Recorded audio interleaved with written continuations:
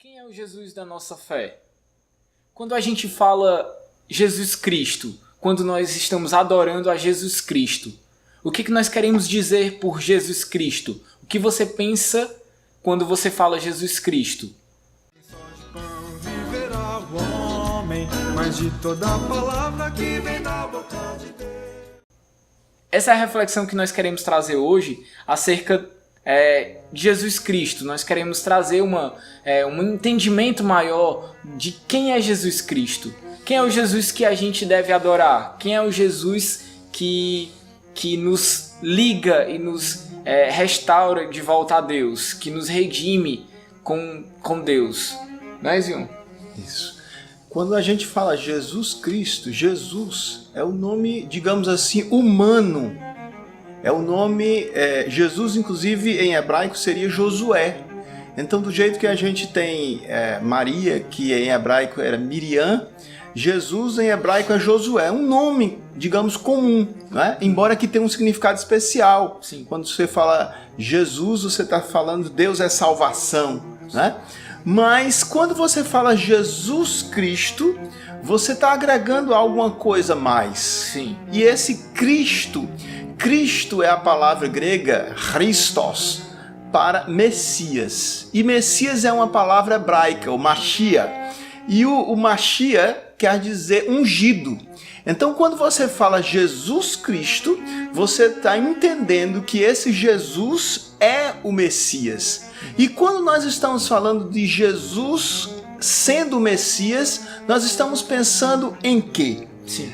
E aí a gente precisa entender que nós estamos falando de um conceito do Velho Testamento. Nós estamos falando de algo que era entendível claramente no tempo de Jesus.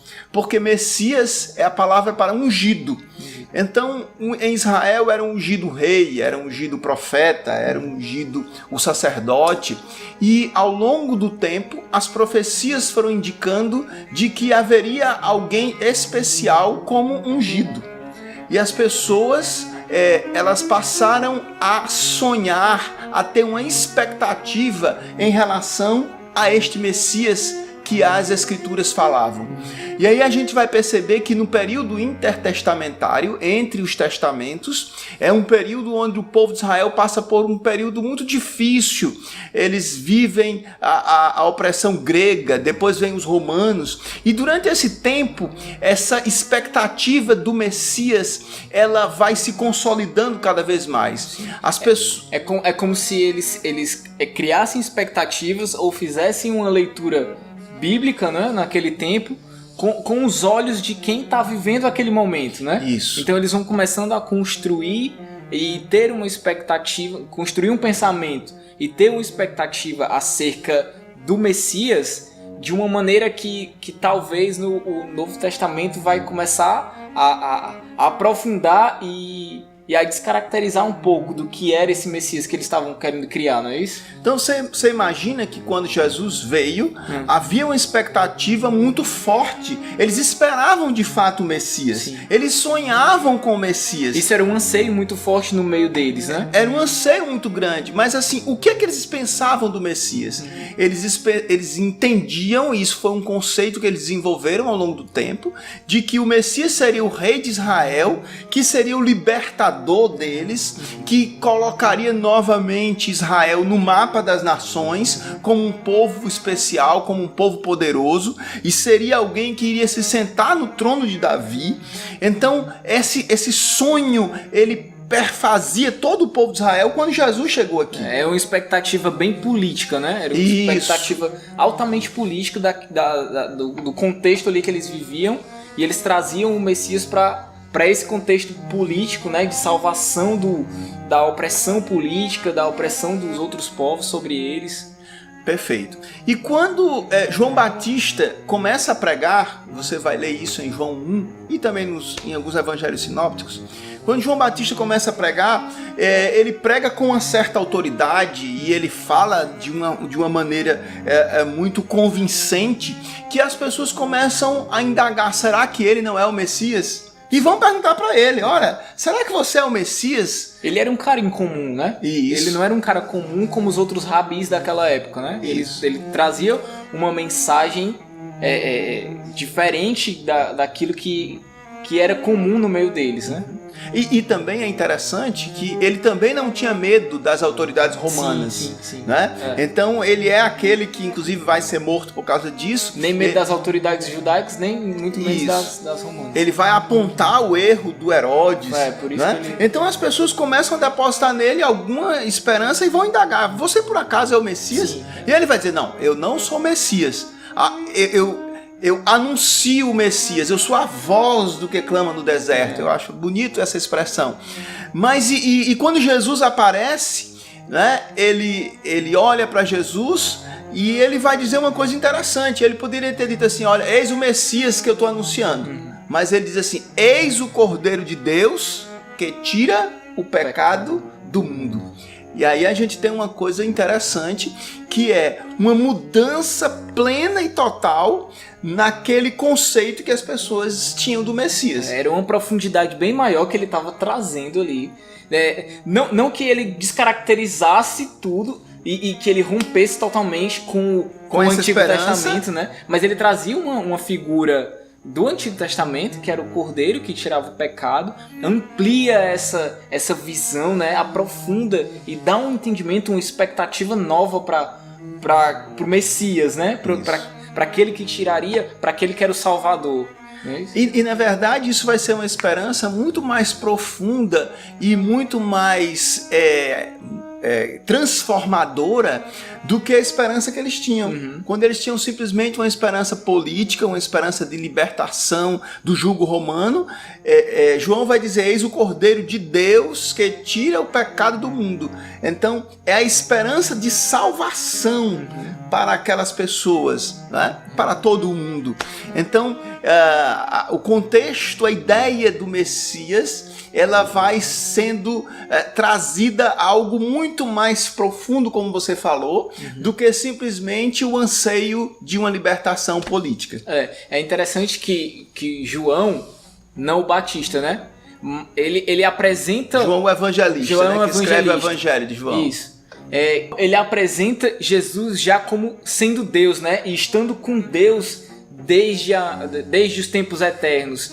E é interessante que logo depois ele já apresenta a narrativa de João Batista, né? E fala que João Batista fala: não, eu não sou o Messias. E aí ele aponta o Messias como aquele que veio antes dele, né? Então já mostra também que uma eternidade, aquele que já era, que sempre existiu, né? E aí ele vai nessa linha, né, de mostrar quem de fato é o Messias, numa expectativa, numa amplitude bem maior que aquilo que a gente está falando, né? Uma expectativa de que realmente ele é Deus, ele é o Redentor, e ele é muito maior do que o que as pessoas esperavam, do que as pessoas tinham expectativa de que seria o Messias. Não é isso? Isso. E aí, ainda no capítulo 1 de João, Jesus vai ter um contato com Natanael. E Natanael reconhece que Jesus é o Messias, né? Mas de que forma? Como que ele diz? Qual é a expressão que ele usa? E é interessante que alguns que vão falar com Jesus, como Nicodemos, que vai falar com Jesus, reconhece que Jesus é um mestre, que é um rabi, enviado da parte de Deus, né? Mas eles nem têm essa perspectiva que Natanael teve de acreditar que Jesus era o Messias. Mas nem por isso Jesus ele aceita simplesmente aquela constatação de Natanael e fica por aquilo mesmo. Jesus ainda vai aprofundar mais, mostrar para ele que ele deve aprofundar mais o conceito dele de Messias, né? Porque ele diz assim: Rabi, tu és o Filho de Deus, Sim. tu és o Rei de Israel. Sim. Em outras palavras, ele está dizendo: tu és o Messias que nós aguardamos. E ele reconheceu o Filho de Deus, é o Rei de Israel. Jesus não vai dizer que não é, né? Mas ele vai dar uma perspectiva nova. Vai dar uma perspectiva nova e mais ampla. Profunda. Exatamente. Porque talvez Natanael, talvez não, né? Certamente Natanael, ele tinha uma perspectiva judaica, aquelas expectativas que os judeus tinham sobre o Messias, política e tudo mais. O Rei de Israel é o Rei de Israel, exatamente. Ele é aquele que vem nos salvar aqui dos outros povos que estão nos oprimindo, né? Mas aí Jesus fala, né, que ele é aquele que liga os céus e a terra, né? Ele verá muito mais coisas. Então ele dá uma perspectiva e é como se ele falasse para Natanael, esse teu pensamento ainda está muito raso. O pensamento que você tem não é correspondente com o que eu sou, né? E é muito interessante a expressão que Jesus usa quando ele diz assim: daqui em diante vereis o céu aberto e os anjos de Deus subindo sobre o Filho do Homem. Né? Então, assim, é uma imagem que nos remonta, por exemplo, a escada de Jacó. Quando sim. ele vê os anjos de Deus, ele diz assim: esse lugar é Betel, que é a casa de Deus. Então, quando Jesus diz isso, Jesus traz uma coisa totalmente nova.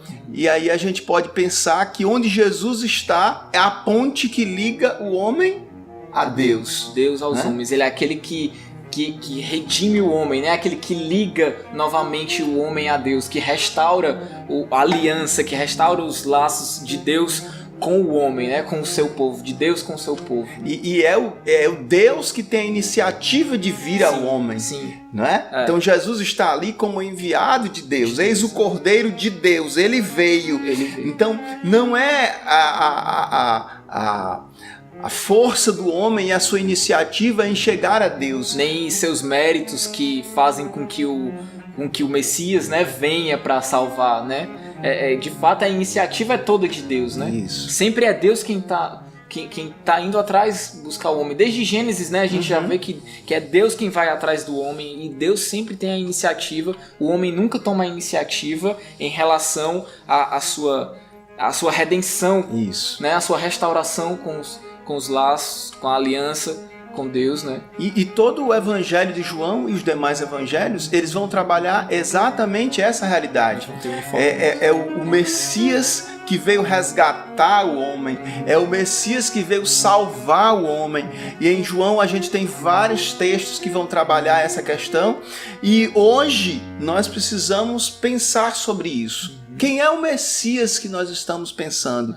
Hoje, talvez você diga assim: não, mas eu não sou judeu e tudo mais, mas talvez hoje nós tenhamos muitas perspectivas messiânico-judaicos, como naquela época. Sim. Né? Messiânico-judaica. Quer dizer, as pessoas estão pensando muitas vezes no Cristo que vai lhe trazer alguma coisa daqui, alguma coisa especial daqui. Um bem-estar, né? Aqui, né? Isso. Uma casa nova, um carro novo, uma vida de felicidade, né? Aquela felicidade que a gente já explicou aqui no canal, né? O conceito de felicidade contemporâneo, moderno, em que as pessoas ligam muito a essa questão da paz, né? Da harmonia, do bem-estar das pessoas, do conforto, né? Então, talvez nós estamos de uma certa forma trazendo esses conceitos judaicos pra gente, né? De que eles estavam ali querendo que o Messias somente resgatasse ele das mãos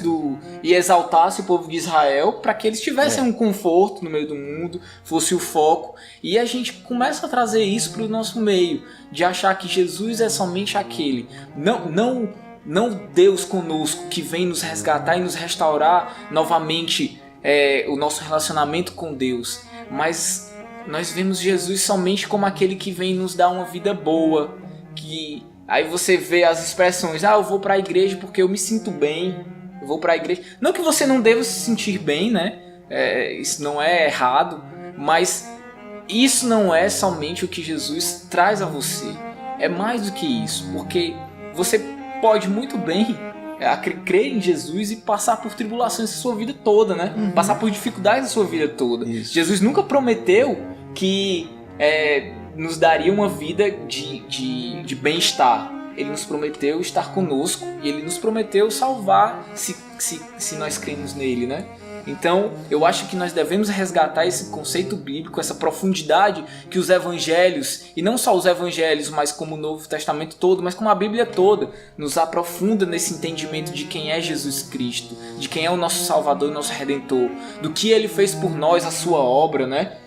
O testemunho da obra de Cristo, que é tão forte. Por que é importante nós testemunharmos e nós sabermos o que nós devemos testemunhar, né? Porque muitas vezes a gente testemunha de um Cristo que é um falso Cristo, né? Que não é o Cristo das Escrituras. E aí muitas vezes nós estamos levando o nosso pensamento errado e mostrando outro Cristo que não o Cristo das Escrituras, o Cristo real, o Cristo que existe está assentado como Rei, né, e reinando sobre as nossas vidas, e aí a gente acaba se distanciando de Deus, se distanciando de quem é de fato o Cristo, por esses entendimentos errados que a gente tem de quem é Jesus Cristo. Né? Com certeza. Quem conhece um pouquinho a história sabe que de fato Jesus nem expulsou os romanos, nem se sentou no trono de Davi. Aliás, no ano 70 depois de Cristo, alguns anos depois da morte de Jesus, a cidade de Jerusalém foi plenamente destruída.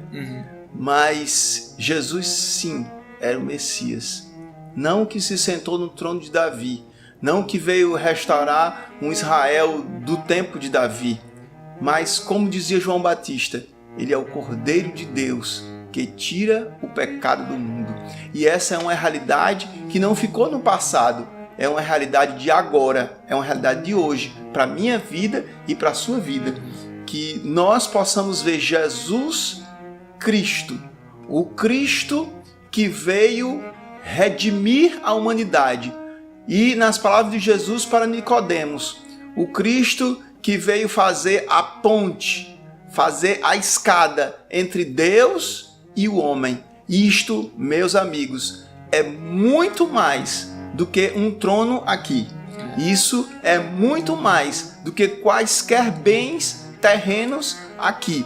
A nossa salvação é muito mais especial, é muito mais cara. Por isso que quando você falar Jesus Cristo, entenda que é algo especial que você está falando, que não diz respeito a simplesmente as questões aqui da terra, mas a tua ligação com Deus. Mas o Senhor, que nas palavras de João Batista, o Cordeiro de Deus, que tira o pecado do mundo.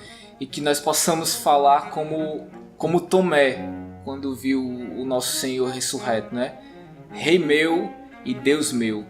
Que essa possa ser a nossa oração e a nossa devoção diante daquele que é Rei sobre todo o universo em uma perspectiva totalmente diferente daquela perspectiva simples e medíocre que a gente tem de uma realidade somente aqui.